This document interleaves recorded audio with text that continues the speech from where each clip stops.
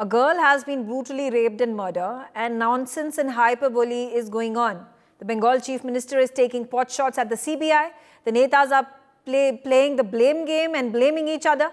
Imagine the principal of the college, who has been given charge of another college, the very day he was asked to take leave after this horrific incident has taken place. He was not even asked to resign.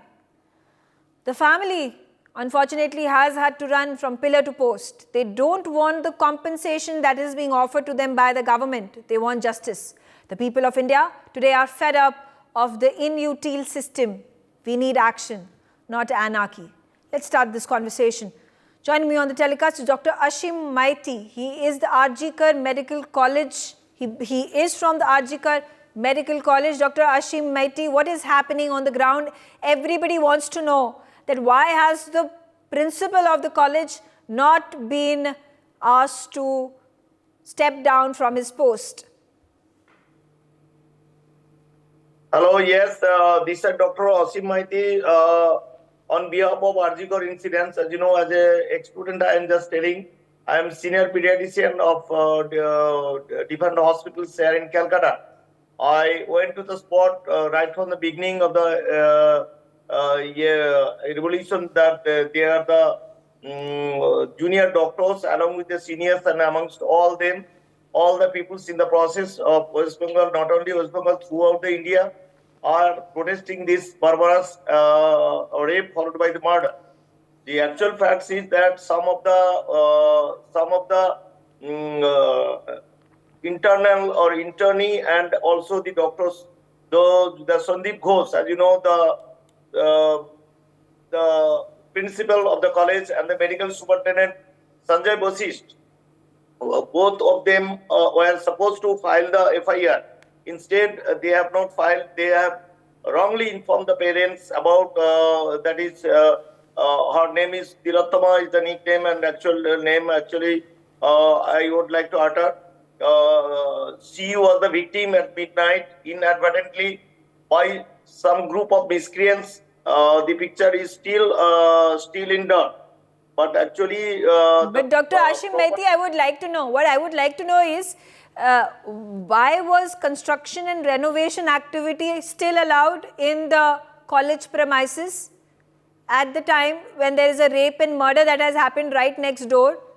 Should the college authorities not have taken more cognizance, been more alert? My second question, of course, why was the principal not fired? Why did he not take moral responsibility? And amusingly, as soon as he stepped down, as soon as he was asked to go on leave, the very next day he gets to be the principal of another college. What's happening? How did this happen? Everybody wants an answer. This is very unfortunate because the principal, the students, I met the students, the present students of RG Medical College, including the internees and the trainee and the postgraduate trainee. They told me that there are a lot of allegations and a lot of misbehave done by Dr. Ghosh, Sandeep Ghosh in last 10 odd years, and he was repeatedly being transferred. But once again, he came back and returned the same college after the incidents. As soon as the incidents took place, without any allegations given on to him, he was transferred. He was transferred to National Medical College overnight. Instead of suspense or some, he should have told the medias and all the doctors, those who are protesting their safety and everything. He just faded away from the place, and he managed to escape by the gaze of the health department or the Chief Minister overnight into National Medical College. And National Medical College, as usual, they protested not to enter. Okay. And also the superintendent, as you know, the Sanjay Basist also been transferred to the same medical college, National Medical College overnight. This is quite unfortunate, without any giving the evidence and not supporting to supporting the investigation authorities, the police officer, the police commissioner. In the process, they renovate and try to erase and break down the scene. Actually, the crime scene. All scene took right. place. But Actually, okay, also on the telecast with me is Rashmi no, Samant. ma'am, the murder scene. Yeah, please go ahead. You want to make a point? So that was unfortunate. And Yeah. once again, on the 14th of August night, some of the Yes. We all know that the vandals entered into the premises and destroyed the emergency room on the second floor. Not only emergency room, ma'am, they were trying to trying to erase the rest of the residual crime spot or crime scene where the blood of the victims and also the fingerprints and others. They were trying to destroy the total evidence and witnesses of the on the wall. Their main motive was there, but mistakenly they didn't know the third floor means third floor means the fourth floor actually. Yes. They destroyed the second floor ENT department. Yes. Just on I don't know who was insisting in front of the police. Police was totally standing and they were enjoying the session. I think they never protested. Okay. And, Okay, fair enough. Yes, we've been appalled, we've been shocked, and these sinister series of incidents definitely go on to show that there has been every attempt in the book, it has been made to somehow protect this individual who has raped and murdered this girl. Rashmi Samant on the telecast with me as well. Rashmi, how do you know? And we were discussing this in the previous half an hour, and we talked about how these quote unquote coincidences that have taken place in this case that force us to believe that there is a sinister plot in place. And who are these individuals who have to gain out of protecting this man? Is there state machinery involved over here? Are the law and order agencies involved over here?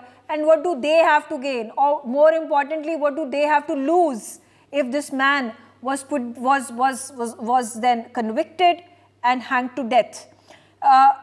Here in this discussion, what I do want to talk about is the plight of the family, which, if its case had not been raised to the kind of way that it has been raised on such massive platform across the country, I think this case would have been just completely open and shut, and the family would have lost their daughter, and there would have been no justice that would have been provided to them. Well, Megha, firstly, I think the family must be dying, multiple deaths. First, when they saw their child's body like that, and every moment ever since, because to any parent to lose a child and like this is one of the most heartbreaking things that can happen.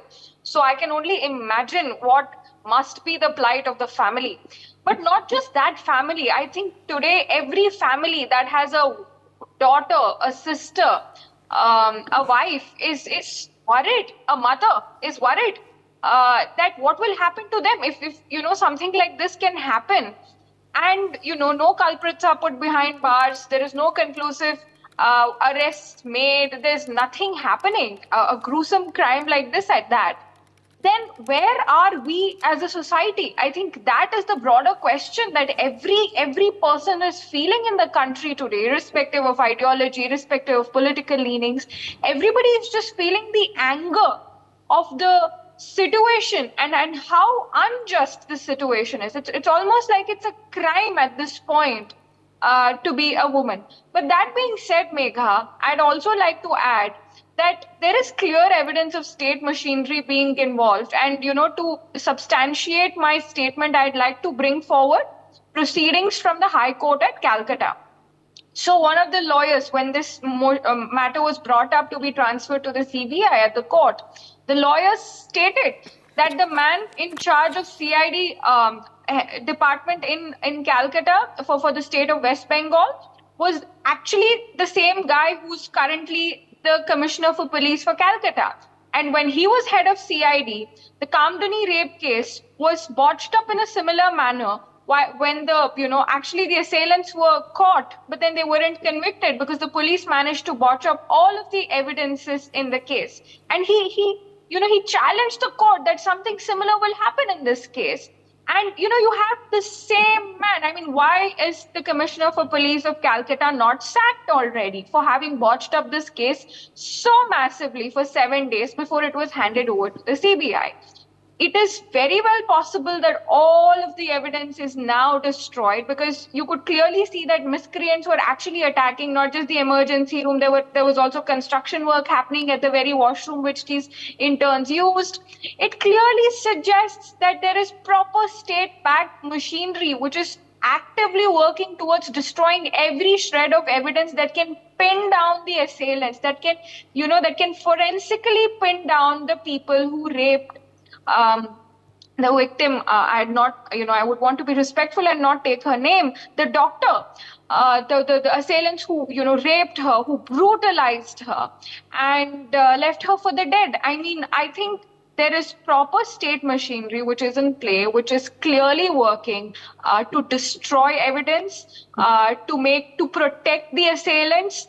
And I think the entire state of West Bengal has turned hostile towards its own citizens. That's something I'd like to go out on a limb and say, because that's the only case in which state police would actually side with assailants rather than with the victims. That's the only case when the entire government goes hostile. And I think this is a case which begs precedence rule in West Bengal. We've seen so much breakdown of justice in that state, from post-poll violence to whatnot, where women have been brutalized over and over and over again. And this is just the limit. I mean, what they've done to that poor girl, to that doctor, is just, it's heartbreaking on another level. I mean, the way they've killed her, the way she was raped, the way there was blood coming out of her eyes. I mean, the visuals, the description is just so heartbreaking. It is so heartbreaking. And to have a state which is actively working to, protecting these criminals, criminals who did that to her, suggests that the state is hostile towards its citizens. And the fact that the police has the time to go after doctors who are reporting sabotage of the hospital, who work at the hospital, they're arresting them. They are sending notices to people on social media who are blowing the whistle on this botched up investigation. That clearly says that the Kolkata police is doing everything except their job. The question now is, what is the government doing? What the government is doing is coming on the streets and rallying and demanding the CBI to give capital punishment to the culprit by Monday. By Monday. Megha, how will the CBI find anything if for 7 days, when the case was still with the West Bengal police, they managed to erase every bit of evidence? Now that it's finally been transferred, it is holier than thou to, seek justice. I think the confidence they have in seeking justice comes from the fact that they know that they've destroyed every piece of, evidence in the past 7 days. That's the confidence they have. Now they can point the finger at the center and say you didn't do anything. It's completely, it's mockery of the law and order, twisting and turning the way they want to showcase themselves. Like you said earlier, this is politicization, the blame game. There has been the High Court who has said this is complete breakdown of the state machinery. And there you have Mamata Banerjee in the evening coming out with her volunteers and workers and other TMC leaders and has the gall to say that there needs to be CBI that needs to be held accountable for the next steps that are to be taken to put this man behind bars and to hang him till death. Dr. Meenal Chaudhary also on the telecast with me. Dr. Meenal Chaudhary, how do we deal with this situation? Do the 140 crore people in the country, the citizens of India, even have that capacity, the strength to deal with this rotting system that has been created in our country? Yeah, Megha. So I'm talking from the side of the doctors. My kids, I have 2 daughters, they're preparing for medicine. I have friends who are in medical colleges, and we are shaken to the core. We've been through the similar training, and we never thought that in the premise of a medical college, this can happen to a doctor on duty, who's the person taking care of so many patients. Like I remember in my time, we used to do 48 hours, 36 hours duties, and we were not only taking care of the patients, we were taking care of the attendants. So here, my heart cries to, look at the heinous manner in which this crime was done. And I feel capital punishment is less for these people. I don't know if there's one man or many men or many people associated with this crime, but I feel capital punishment is less. They should be, in the good olden days, we used to put them on the crossroads and used to make this, kill them in public. Maybe that should be done to such people. I think this is the sentiment I am voicing out for my fraternity, for what we today we talk about in our rooms. This is the sentiment which was there amongst the doctors, the families of doctors, and the women of the country. And I personally will never ever send my daughters to medical schools in India. This is what the takeaway we've taken from this heinous crime which has happened. No, that's really sad, and but that's how people are reacting, and the governments can't do anything about it. They are the ones who are responsible over here. They need to take the onus, they need to take the responsibility and accountability and apologize to the country, apologize to that family. But is apology enough in such a time of grief that the family is facing, and of course the entire nation coming together? You need justice, but how do we get it? Joyda Basu, how do we resolve this? Because when Nirbhaya happens and rapes happen, there's been another case where a woman who was a nurse who got killed, and 9 days later her body was recovered. How do we even start fathoming a solution to this systemic problem? Well, it's a systemic problem. You see, first of all, we have to think in terms of justice. It should be speeded up.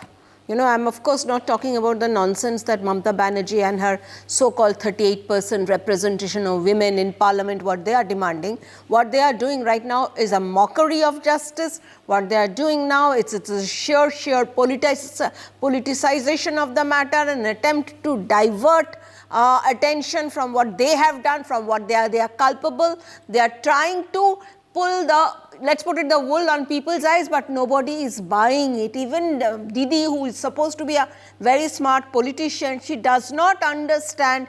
Even her voters, people who support her, are not buying it. But then this is what happens when you are overconfident about your political acumen and you think that you are invincible. This is what happens. Having said that, when we are looking at this situation, first of all, remember that what happened with the Nirbhaya case. Remember how many years this case dragged on, and then there was so many legal fights, and this even after they had arrested them. The legal fights that took place and whether there should be death penalty and all. First of all, you have to decide whether it's a rarest of rare case. And in this case, yes, just like the Nirbhaya case, it's a rarest of rare case. And in rarest of rare case, first of all, the first thing you decide is it is a death penalty case. All right, but you need not just to conduct the investigation swiftly, but also it has to be, the judiciary has to be proactive. The laws that are there, they have to be implemented right away. The thing is that, but the problem is that, as you were discussing earlier before this, what is the evidence still there or not? Because the state government is complicit, the state government has, there is reason to believe, I've mentioned it many times on NewsX, what hold does this principle have on the government of Mamata Banerjee, that she reinstated him in another college? There must be something is going on. And and the thing is, we are hearing so many tales of corruption. In terms of giving medical degrees, we are hearing about this lady doctor, her thesis was not being passed. We have heard of things like that. This was a deliberate act. And this other guy, this Sanjay Roy, who was, that tout basically, the police who worked with the police, that tout, he was a kind of not a scapegoat, but then he was not the main perpetrator. So many things we are hearing. So the thing is, first of all, we need to stay focused on this case. This attempt to politicize the matter should not divert our attention, and that is what these politicians are trying to do. You're absolutely right. All right, on that note, I'm out of time. I thank all of you for joining me on the telecast. We'll keep trudging on. We'll keep focusing on this case and ensure you viewers that till the time justice is given to the family, we will not budge. On that note, let's take a look at some other breaking developments coming in. All right, this is on the celebrations of Independence Day in our country, and this is a special moment for the world's largest democracy, and MDH has released an anthem that will make us feel proud of being an Indian. Let's listen into that tune.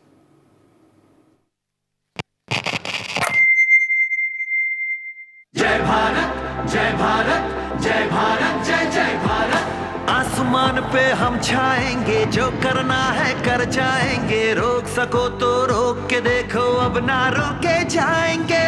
जय भारत जय भारत जय भारत जय जय भारत। सोने की चिड़िया था अपना भारत हमको ज्ञात है, फिर ऐसे ही भारत का निर्माण करो तो बात है।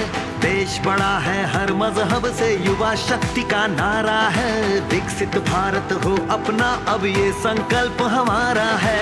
अपने हर संकल्प को हमको सिद्धि तक ले जाना है, इस दुनिया में भारत की सभ्यता का परचम लहराना है। जिस मिट्टी पे जन्मे हैं हम उसका कर्ज चुकाना है, हर भारतवासी को अपना अपना फर्ज निभाना है। अग्नि जैसा ताप हो जिसमें अग्निवीर बन जाता है, और वायु की गति से चलता तो तेजस कहलाता है। भगत सिंह या वीर शिवाजी या सुभाष हो बलिदानी, हो पटेल अब्दुल हमीद, सब ही थे हिंदुस्तानी। मातृभूमि पर मिटने वाले एक नहीं कई लाख हैं। जय भारत जय भारत जय भारत जय जय भारत। फिर होगा भारत अखंड, तुम कदम बढ़ाओ नहीं रुको, सीमा पर जो आंख दिखाए आंख दिखाकर बात करो। साहस तेरा हो अपार, ऊंची परवास हिमालय से, गर्जन भारत माँ का हो जो शंख बजे देवालय से। माँ की कोख का मान बढ़ाना वीरों हिंदुस्तान के। वंदे मातरम वंदे मातरम। जय Bharat. For more such videos, subscribe to the NewsX YouTube channel, hit the bell icon.